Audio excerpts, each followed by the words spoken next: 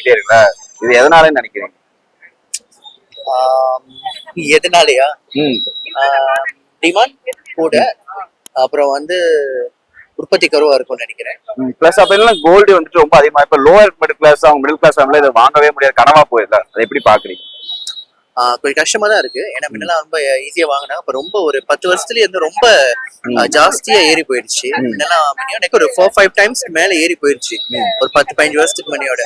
So இப்ப எல்லாரும் வாங்குறது கொஞ்சம் கஷ்டம் தான் பண்ணுவாங்க. 2 days முன்னாடி கூட 9500 rupees ஒரே நாள்ல ஏறி இருக்கு. ரொம்ப கஷ்டமா தான் இருக்கும் ஆளுங்களுக்கு வாங்குறதுக்கு. இருக்கிறது வந்து விற்பாங்க, ஆனா வாங்குறது கஷ்டம். ஆனா கிளாஸ்க்கு கஷ்டம் தான். இதை ஸ்டாப் பண்றதுக்கு வாய்ப்பு இருக்கா? உங்களோட ஐடியா ஏதாவது இருக்கா இதை எப்படி குறைக்கலாம் அப்படின்னு? எப்படி குறைக்கலாம் அப்படின்னா வந்து இன்னும் நிறைய வந்து மேனுஃபேக்சரிங் பண்ண நாடுலாம் நிறைய கோல்டு வச்சிருக்காங்க. அவங்க எல்லாம் வந்து இன்னும் அந்த பர்சன் ஐ மீன் நிறைய மேனுஃபேக்சர் பண்ணா குறையும். ரேட் வந்துட்டு டிமாண்ட் வந்துட்டு. ஆமா, இப்ப நிறைய டிமாண்ட் இருக்கு. குறைவான உற்பத்தி இருக்கிறதுனால ஜாஸ்தியா இருக்கு. இப்ப கோல்டு நான் பார்த்ததுல நிறைய கண்ட்ரிஸ் வச்சிருக்காங்க.